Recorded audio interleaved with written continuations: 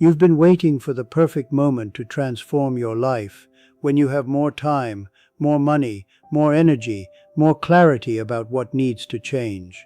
Meanwhile, days turn into months, months into years, and the transformation you've been seeking feels as distant as ever.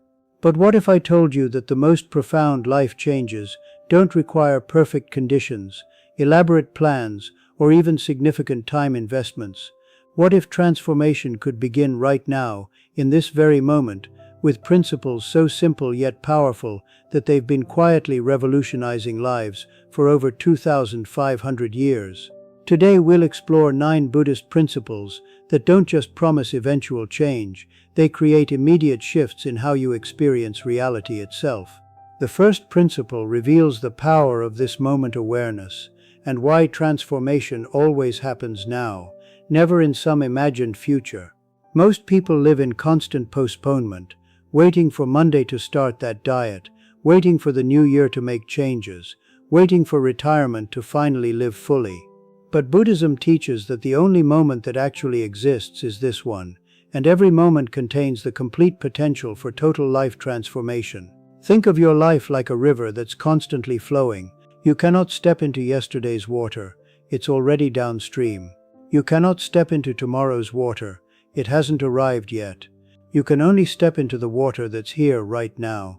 This present moment is the only place where you have any actual power to create change, make different choices, or shift your experience of being alive. When you catch yourself thinking, "I'll start tomorrow," or "after this situation resolves, then I'll work on myself," that's your signal to pause and ask, what can I transform about my experience right now? Maybe it's taking one conscious breath instead of holding tension. Maybe it's offering yourself one moment of self-compassion instead of self-criticism. Maybe it's choosing to really listen to the next person who speaks to you instead of planning what you'll say back. Practice this moment-to-moment transformation several times throughout your day. Pause and ask yourself, how can I bring more awareness, kindness, or presence to this exact moment? This isn't about perfection. It's about recognizing that every single moment is a doorway to a different way of being alive. But presence alone isn't enough. The second principle introduces the revolutionary concept of suffering as teacher, transforming your relationship with difficulty from victim to student. Most people spend enormous energy trying to avoid all forms of discomfort from their lives. But Buddhism reveals that this very resistance to difficulty creates more suffering than the original problems themselves. Every moment of difficulty contains a teaching, if you're willing to listen. Loss teaches you what you truly value. Betrayal teaches you about trust and discernment. Failure teaches you about attachment to outcomes and the courage required for authentic effort. Physical pain teaches you about the temporary nature of all bodily experiences. Emotional pain teaches you the difference between pain and suffering. I remember working with a woman whose chronic illness had made her bitter for years. Through exploring Buddhist principles, she began asking different questions. What is this experience trying to teach me? How is this difficulty developing qualities in me that I couldn't have gained any other way? Gradually, she discovered that her illness had taught her profound compassion for others' struggles and had shown her what truly mattered in life. When problems arise, instead of immediately trying to escape them, pause and ask, what might this be teaching me? How might this difficulty be developing qualities I need for my highest evolution?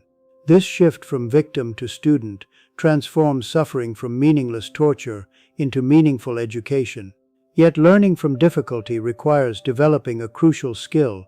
The third principle teaches the art of non-attachment, which doesn't mean not caring, but rather caring without clinging to specific outcomes. This principle creates immediate transformation because it frees you from the constant anxiety of needing things to be different than they are, while allowing you to engage fully with life. Attachment is the mental habit of demanding that reality conform to your preferences and becoming disturbed when it doesn't.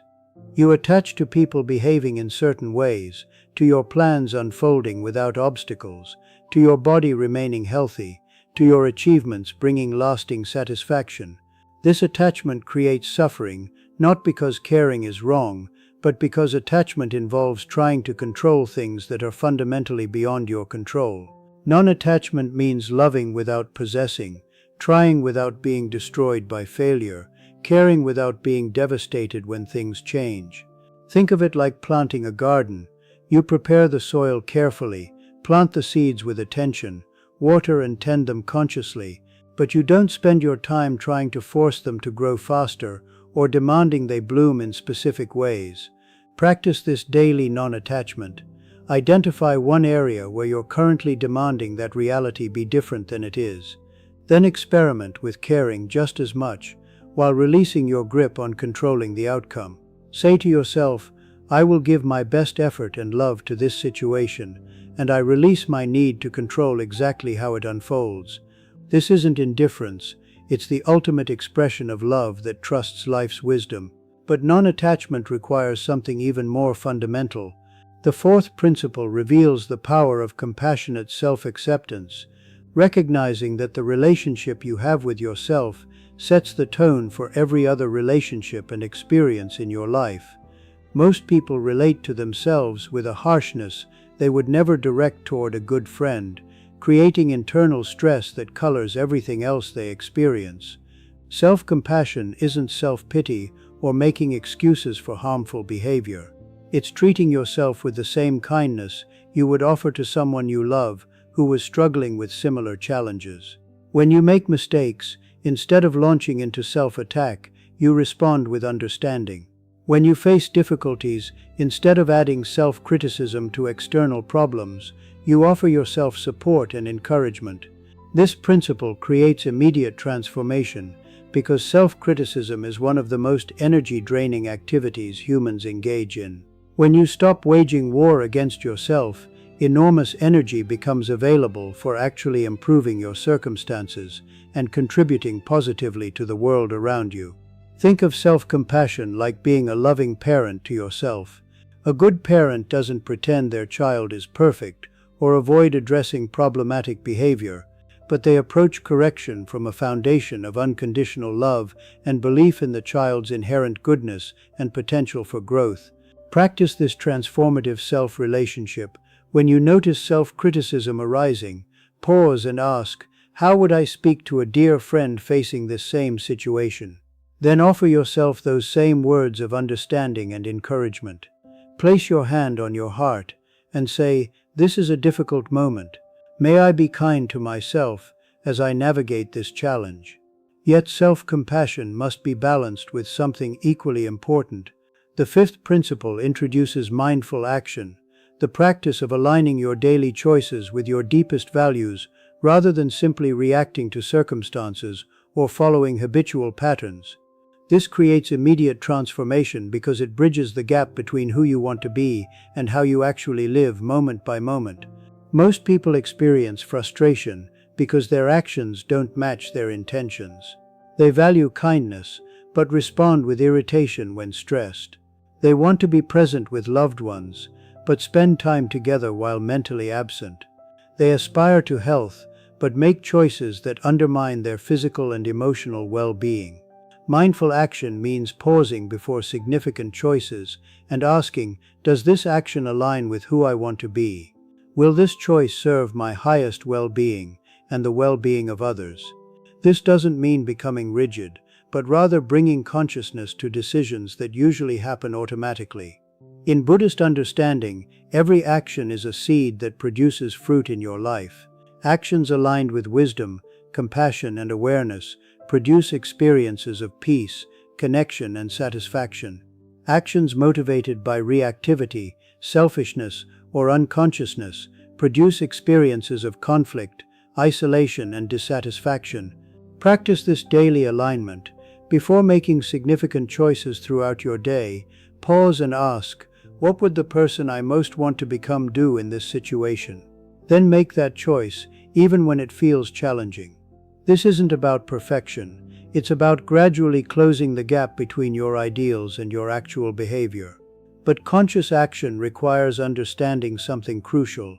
The sixth principle teaches thought awareness, recognizing that you are not your thoughts, and that most suffering comes from believing every mental story your mind creates. This principle provides immediate relief because it reveals that you have much more freedom in relationship to your own thinking than you probably realize. Your mind produces thousands of thoughts daily, memories, plans, judgments, fantasies, worries, random observations. Most people identify completely with this mental chatter, assuming that every thought deserves attention. But Buddhism reveals that thoughts are simply mental events arising and passing away, no more inherently meaningful than sounds of traffic. The thoughts "I'm not good enough," "this situation will never improve," or "people don't like me" feel absolutely true when they arise, but they're actually just temporary mental formations with no more objective reality than dreams. You don't have to believe every thought your mind produces or suffer over their content. When you recognize thoughts as temporary mental events rather than absolute truths, you gain the freedom to choose which ones deserve your attention and energy. Helpful thoughts that promote wise action can be engaged with consciously. Unhelpful thoughts that create unnecessary suffering can be observed without being followed. Practice this thought awareness. Throughout your day, notice when strong emotions or stress arise, then trace back to identify what thoughts preceded these feelings. Ask yourself, what story is my mind telling me about this situation? Are these thoughts helpful or just creating unnecessary drama? This leads naturally to an even more profound principle. The seventh principle reveals the transformative power of present moment gratitude, not as a technique for getting more things, but as a way of recognizing the abundance that's already present in your life right now. This principle creates immediate transformation because it shifts your attention from what's missing to what's available, from scarcity to sufficiency. Gratitude isn't about pretending everything is perfect or denying real problems. It's about training your awareness to notice the countless gifts that surround you constantly, gifts so ordinary that you've stopped seeing them.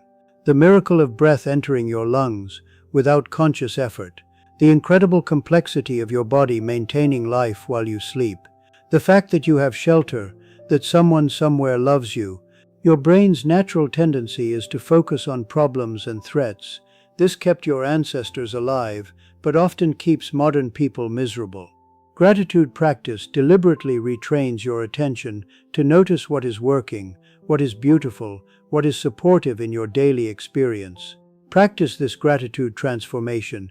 Each morning before getting out of bed, identify 3 specific things you're genuinely grateful for, not generic items, but particular gifts in your actual life. Throughout the day, pause occasionally to notice small moments of beauty, kindness, or simple pleasure occurring naturally around you. Yet gratitude naturally flows into perhaps the most powerful principle. The 8th principle teaches loving kindness as default response, replacing habitual reactions of judgment, criticism, or indifference with conscious responses of goodwill toward yourself and others. This creates immediate transformation because it changes the fundamental energy you bring to every interaction and situation. Most people move through their days with a kind of neutral to negative default attitude, quick to notice what's wrong with others, ready to criticize or judge. This protective stance creates a world that feels harsh and threatening, because the energy you send out comes back to you multiplied. Loving kindness doesn't mean being naive about people's limitations or accepting harmful behavior without boundaries. It means approaching each person and situation with the assumption that everyone is doing their best with the understanding they currently have. It means wishing for others' well-being, recognizing that their flourishing doesn't diminish your own. This principle immediately transforms your experience because it changes how people respond to you. When you approach others with genuine goodwill, they feel it and naturally become more open and friendly in return. When you respond to difficult people with patience rather than matching their hostility, you often diffuse conflicts before they escalate. Practice this daily loving kindness. Begin each day by silently offering good wishes to yourself. May I be happy, may I be peaceful. Then extend these wishes to loved ones, neutral people, difficult people, and eventually all beings. Throughout the day, when you encounter challenging people, pause and silently offer them goodwill, rather than automatically judging. but loving kindness reaches its highest expression through the final principle. The ninth principle reveals service as spiritual practice, recognizing that the most direct path to personal fulfillment and transformation comes through contributing to others' well-being and addressing suffering in the world around you. This principle creates immediate transformation because it shifts your focus from self-centered concerns to the larger web of connection and purpose that gives life deep meaning. When you're completely focused on your own problems, life becomes narrow and often feels meaningless despite external successes. But when you recognize that your individual well-being is intimately connected to others' well-being, and when you actively look for ways to reduce suffering and increase happiness around you, your own problems naturally find their proper perspective. Service doesn't require grand gestures or sacrificing your own needs. It can be as simple as listening fully when someone needs to be heard, offering practical help when you notice others struggling, or using your particular skills to address problems you care about. The key is shifting from "what can I get" to "what can I give." This shift immediately transforms your experience because it connects you to something larger than personal concerns and provides the deep satisfaction that comes from meaningful contribution. Instead of feeling isolated in your own struggles, you feel part of the human family working together to create more wisdom and well-being for everyone. Practice this service transformation. Each day, look for at least one opportunity to contribute to someone else's well-being, without expecting anything in return. This might be as simple as really listening to a friend who needs support, or as significant as volunteering for causes you care about. Pay attention to how serving others affects your own sense of purpose and life satisfaction. These 9 principles work together to create a complete framework for immediate and ongoing life transformation. You don't need to perfect all of them before experiencing benefits. Even applying one principle consciously begins shifting your entire experience of being alive. They're designed to support each other, creating a positive spiral where each practice makes the others easier and more natural. Your life can begin transforming right now, in this very moment, simply by choosing to apply even one of these principles to your current situation. Not tomorrow, not when conditions improve, not when you finally figure everything out. Right now. This is the power and promise of Buddhist wisdom. Transformation is always available in the eternal present moment, where you actually live. If these principles have sparked recognition, hope, or determination in your heart, I invite you to like this video and share it with others who might benefit from these life-changing teachings. Subscribe for more Buddhist wisdom that bridges ancient insights with modern life. Your comments sharing how you're applying these principles might inspire someone else to begin their own immediate transformation journey.